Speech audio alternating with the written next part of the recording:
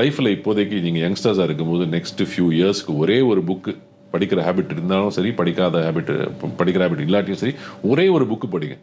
Psychology of மணின்னு ஒரு book எழுதிருக்கு, அதை நீங்கள் படிங்க. இந்த காம்பவுண்டிங்கோட எஃபெக்ட், நீங்கள் சேவ் பண்ணுற ஒரு விஷயம் நீங்கள் நினச்சி கூட பார்க்க முடியாது அது எவ்வளோ வந்து க்ரோ ஆகும். காம்பவுண்டிங்க்கு தேவையானது வந்து டைம். ஸோ நீங்கள் எவ்வளோ சீக்கிரம் ஆரம்பிக்கிறீங்களோ அவ்வளோ பணக்காரன் ஆக முடியும் உங்களால். ஒரு என்டரிங் இன்டு த வீடியோ, இது வந்து ஒரு கம்ப்ளீட்லி ஸ்பாய்லர் அலர்ட். இது ஃபுல்லாகவே இந்த புக்கை பற்றியான எக்ஸ்ப்ளனேஷன் தான். ஸோ உங்களுக்கு ஃபுல் எக்ஸ்பீரியன்ஸ் வேணும் அப்படின்னா நீங்கள் அந்த புக்கை படித்தா மட்டும்தான் உண்டு.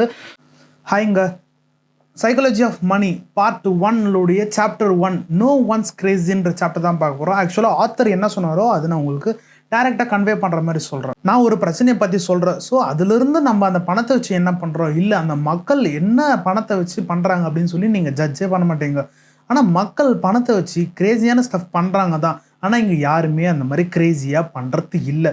வெவ்வேறு தலைமுறைகளில் பிறந்த பேரண்ட்ஸ், அவங்களுடைய எக்ஸ்பீரியன்ஸ், வெவ்வேறு காலகட்டம், வெவ்வேறு இடத்துல இருந்து பொருளாதாரம், economic, place, employment, luck, lessons, இதெல்லாமே ஒருத்தருக்கு மாறும். ஸோ உங்களுக்கு பணத்தை பற்றி ஒரு வேல்யூ இருக்கும். ஸோ உங்கள் பேரண்ட்ஸுக்கு ஒரு வேல்யூ இருக்கும். அதே இன்னொரு ஜென்ரேஷனில் இருக்கிற பேரண்ட்ஸும் பார்த்தோன்னா இன்னொரு வேல்யூ இருக்கும். ஸோ அந்த மாதிரி ஒவ்வொரு பேரண்ட்ஸுக்கும் பார்த்தோன்னா அதோட வேல்யூஸ் வந்து டிஃப்ரெண்ட்டாக வேரி ஆகும். நான் இந்த பணத்தை வச்சு எல்லாமே வாங்கலாம் அப்படின்னு சொல்லுவேன். ஆனால் நீங்கள் என்ன சொல்லுவீங்க, பணத்தை வச்சு இதெல்லாம் வாங்க முடியாது அப்படின்னு சொல்லுவீங்க. ஸோ ஒருத்தர் பணத்தை வச்சு நீ இந்த மாதிரி பண்ணலாம் அந்த மாதிரி பண்ணலான்னு சொல்லிட்டு அவங்களும் தனித்தனியான ஒரு அனுபவம் இருக்குது. So everyone has their own perspective. நீ ஒரு மாதிரி நினச்சிக்கலாம், அவங்க ஒரு மாதிரி நினச்சிக்கலாம், இல்லை இவங்க ஒரு மாதிரி நினச்சிருக்கலாம். So everyone has their own perspective. நான் பணத்தை வச்சு கிரேசியான ஸ்டஃப் பண்ணுவேன் தான். ஆனால் உங்களுக்கு அது பைத்தியகாரத்தனமாக இருக்கும். ஆனால் எனக்கு அந்த மாதிரி இல்லை. என்னுடைய யூசர்ஸ்க்கு நான் பண்ணுறேன் அப்படின்னு சொல்லிட்டு எனக்கு தெரியும். ஸோ ஒரு ஏழை கிட்ட போயிட்டு எது இன்வெஸ்ட்மெண்ட்டில் போட்டால் ப்ராஃபிட் வரும் இல்லை ரிஸ்க் இருக்குது அப்படின்னு சொல்லி அவனுக்கு நல்லா கிளியராக தெரியும். அதே நீங்கள் வந்து ஒரு ரிச் பர்சன் கிட்ட போய் சொல்லுனீங்கன்னா அது அவனை பற்றி கவலையே இல்லை. ஒன்ஸ் அவன் போட்டு இன்வெஸ்ட் பண்ணுறானோ இல்லையோ, அது லாஸ் ஆகுதோ இல்லையோ, அவனுக்கு எந்த ஒரு வரியும் இல்லை. ஏன்னா அவன் ஒரு ரிச் காய். ஸோ இந்த மாதிரி தான் இந்த ஸ்டாக் மார்க்கெட்லாம் அடி வாங்க சொல்ல இன்வெஸ்ட் பண்ணவங்க எல்லாருமே பார்த்தோன்னா வீழ்ச்சியை கண்டு இருப்பாங்க. அந்த மாதிரி ஒரு இன்வெஸ்ட்மெண்ட் இந்த மாதிரி பண்ணவே கூடாது அப்படின்ட்டு ஒருத்தருக்கு ஒரு அனுபவம் இருக்குது. எனக்கு பணத்தை வச்சு ஒரு எக்ஸ்பீரியன்ஸ் இருக்கும், உங்களுக்கு ஒரு எக்ஸ்பீரியன்ஸ் இருக்கும். ஸோ எனக்கு தான் எல்லாம் தெரியும் அப்படின்னு சொல்லிட்டு நான் சொல்ல விரும்பல. அதேமாதிரி உங்களுக்கு தான் எல்லாம் தெரியும்னு சொல்ல விரும்பல. உங்களுக்கு தெரிஞ்ச விஷயம் எனக்கு தெரியாமல் இருக்கலாம், எனக்கு தெரிஞ்ச விஷயம் உங்களுக்கும் தெரியாமல் இருக்கலாம். ஸோ ஒருத்தருக்கு ஒருத்தர் பார்த்தோன்னா இந்த அனுபவங்கள்லாம் வந்து வேரி ஆகிட்டே இருக்கும், அடிக்கிட்டே போகலாம். இந்த மாதிரி எக்ஸ்பீரியன்ஸு 1930s பார்த்தோன்னா ஃபெட்ரிக் லீவிஸ்னு ஒருத்தர் பர்சன் வராரு. அவர் கிரேட்டஸ்ட் டிப்ரெஷன் ஆஃப் அமெரிக்கான்னு சொல்லி ஒரு புக்கை எழுதுறாரு. இது அந்த டைமில் பார்த்தோன்னா எக்கனாமிக் ஃபால்ட் வந்து ரொம்பவே அதிகமாக இருந்துச்சுனால அமெரிக்கன்ஸ் எல்லாமே ஒருத்தர் வந்து ரொம்பவே கஷ்டப்படுத்தின ஒரு காலகட்டத்தில் அப்படிப்பட்ட எழுதின புக்கு. ஆஃப்டர் 25 இயர்ஸ் பார்த்தோன்னா பிரசிடெண்ட்டாக ஒருத்தர் வராரு. அவர் தான் வந்து ஜான் கென்ட்ரிக் அப்படின்னு ஒருத்தர் வராரு. இவர் என்ன பண்ணுறாரு அப்படின்னு பார்த்தோன்னா ஒரு இன்டர்வியூ மாதிரி அட்டன் பண்ணுறாரு. அப்போ வந்து ப்ரெஸ்ஸெல்லாம் வந்து கேட்குறாங்க, உங்களுக்கு நீங்கள் எதனா ஒரு லைன் படிச்சிருக்கீங்களா அந்த கிரேட்டஸ்ட் டிப்ரெஷன் அந்த புக்கில் இருந்து அப்படின்னு கேட்குறாரு. எனக்கு அதெல்லாம் தெரியாது, நான் வந்து ஒன் ஆஃப் த லக்கியஸ்ட் ஃபேமிலியிலேருந்து பார்த்தா ரொம்பவே ஹாப்பியஸ்ட் ஃபேமிலியாக இருந்தேன். எங்கள் அப்பா அப்போது எங்களுக்கு பெரிய பெரிய வீடு இருந்துச்சு. ஸோ நிறைய வேலைக்காரங்க இருந்தாங்க, அவங்க கூட நாங்கள் சந்தோஷமாக இருந்தோம். வேலைக்காரங்க வந்து பார்த்தோன்னா நிறைய வேலை செய்யாமல் அட்லீஸ்ட் அவங்களோட குடும்ப சாப்பாட்டு வருமானத்துக்காக வேலை செஞ்சுட்டு அனுப்புனா இந்த மாதிரி நிறைய மக்கள் தான் எங்கள் வீட்டில் வேலை செஞ்சாங்க. ஸோ அதனால நான் சந்தோஷமாக இருக்கிறேன் அப்படின்னு சொல்லிட்டு ஒரு முக்கியமான ஒரு பாயிண்ட்டை எடுத்தார். நீங்கள் எல்லாருமே அப்போ வந்து ஒரு போராட்டமே நடத்தினாங்க. எப்படி ஒரு பிரசிடெண்ட் இவ்வளோ பெரிய எக்கனாமிக் டவுன்ஃபால் ஆச்சு, இது எப்படி அவர் தெரிஞ்சிக்காமல் ஒரு பிரசிடெண்ட் ஆனார் அப்படின்னு சொல்லி எல்லா மக்களும் வந்து கொஷின் ரைஸ் பண்ணார். பட் அவருக்கு அது ஒரே ஒரு ஆன்சர் தான் சொன்னார். எப்படி வந்து நீங்கள் பிரசிடெண்ட்டாக ஆனீங்க அப்படின்னா அதுக்கு அந்த கேள்விக்கான பதில் பார்த்தோன்னா நான் வேர்ல்டு வாரை வந்து ஓவர் கம் பண்ணி வந்தேன் அப்படின்னு அந்த வார்த்தை மட்டும்தான் வந்து இவரை வந்து ஒரு பிரசிடெண்ட்டாக ஆக்கின ஒரு சொல்யூஷனாகவே மாறிச்சு. லேட்டர் ஆன் பார்த்தோன்னா நீங்கள் ஹிஸ்ட்ரி புக்ஸ்லலாம் படிச்சிருந்தா கூட அது வந்து தெரியாது. ஏன்னா அந்த சூழ்நிலையில் அந்த டைமில் இருக்கிற ஓன் எக்ஸ்பீரியன்ஸு, அது கஷ்டகாலம், அது வந்து அவங்களுக்கு மட்டும் அந்த பீப்புள்ஸ்க்கு மட்டும் தான் தெரியும். நீங்கள் ஹிஸ்ட்ரி புக்கு அதெல்லாம் படித்தா கூட இதெல்லாம் உங்களுக்கு மைண்டில் வருமே கண்டி. ஆனால் அதோட ட்ரூவான ஒரு கஷ்டம், அந்த சூழ்நிலை அதெல்லாம் வந்து ஒரு தெரியவே தெரியாது. ஸோ இதுலேருந்து நான் என்ன சொல்ல வரேன் அப்படின்னா, நீங்கள் என்ன தான் நீங்கள் டீப்பாக அதை படித்தாலும் உங்களுக்கு அதை பற்றி தெரியாது. ஏன்னா நம்ம ஓன் எக்ஸ்பீரியன்ஸ் அந்த இடத்துல இருந்தால் அந்த வேர்ல்டு வார் 2 அப்போது இருக்கிற எக்ஸ்பீரியன்ஸை நீங்கள் ஃபீல் பண்ணாதான் அதோட வலி, கஷ்டம், டிப்ரெஷன் எல்லாமே உங்களுக்கு தெரியும். நீங்கள் என்ன தான் இந்த வீந்து அந்த ஹிஸ்ட்ரி புக்ஸ்லாம் படித்தாலும் அதை பற்றி உங்களுக்கு தெரியாது.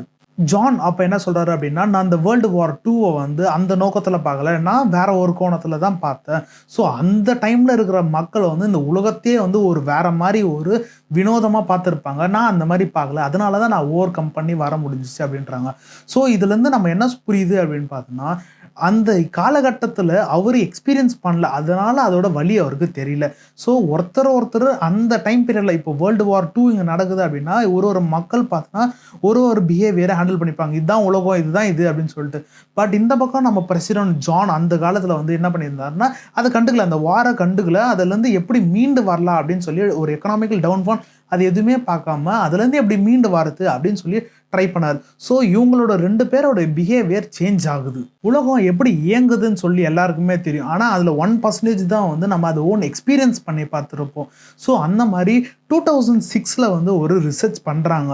ஸோ அதிலிருந்து பார்த்தீங்கன்னா இன்வெஸ்டர்ஸ் வந்து யார் யார் இருக்கும் அப்படின்னு பார்த்தீங்கன்னா 20 to 25 இயர்ஸ் உள்ள இருக்கிற பீப்புள்ஸ் தான் இன்வெஸ்ட் பண்ணுறாங்க. அதுவும் அவங்களுடைய ஓன் ஸ்கில்ஸை வச்சு தான் இன்வெஸ்ட் பண்ணுறாங்க.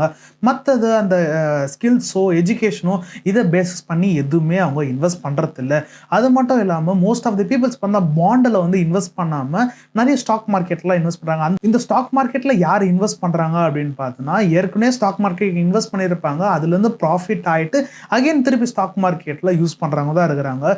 மற்றபடி இந்த பாண்ட் அண்ட் இன்வெஸ்டர்ஸ் நியூ இன்வெஸ்டர்ஸ்லாம் அப்போ வந்து காலகட்டத்தில் வந்து கிரியேட் யாரும் பண்ணலை. அகைன் இன்னொரு எக்ஸாம்பிள் புக்கில் சொல்கிறாங்க, லாட்ரி டிக்கெட். அமெரிக்கன்ஸ் பார்த்தோன்னா mostly games, book, play station இந்த மாதிரி வந்து நிறைய இன்வெஸ்ட் பண்ண மாட்டாங்க. அந்த காலகட்டத்தில் லாட்ரி தான் நிறைய யூஸ் பண்ணுவாங்க. ஏன்னா ஃபைனான்சியல் ஸ்டேபிளாக இல்லாத ஃபேமிலிஸ் வந்து பார்த்தோன்னா அவங்களுக்கு எதனா ஒரு லக்கை பேஸ் பண்ணி, இல்லை அந்த லாட்ரி டிக்கெட்டில் இருக்கிற நம்பர்ஸ் பேஸ் பண்ணி, அதில் கிடைக்கிற குட்டி குட்டி வருமானத்தை அதில் இன்வெஸ்ட் பண்ணிவிட்டு அதுலேருந்து நம்மளுக்கு எதனா கிடைக்குமா அப்படின்னு சொல்லி ஏங்குற மக்கள் தான் இருப்பாங்க. ஸோ இதை நம்ம வெளியேந்து பார்த்தா அது பைத்தியகாரத்தனமாக இருக்கும். பட் அவங்களுக்கு வந்து பார்த்தோன்னா அது வந்து ரொம்பவே ப்ரிஷியஸாக இருக்கும். ஏன்னா மணி டிசிஷன்றது ரொம்பவே டஃப்பு. ஏன்னா அவங்களோட ஃபேமிலி மெயின்டெனன்ஸ் பார்க்கணும், அவங்களுடைய நெக்ஸ்ட் ஜென்ரேஷன் பார்க்கணும், அவங்களோட பென்ஷன் பார்க்கணும், அடுத்த இருக்கிற ஓல்டன் டேஸ் பீரியட்ஸை வந்து அவங்க பார்க்கணும். ஸோ மணின்றது ரொம்பவே இம்பார்ட்டண்ட்டாக இருந்துச்சு. ஸோ அப்போது லாட்ரியில் வந்து நிறைய வந்து ரொம்பவே ட்ரை பண்ணாங்க.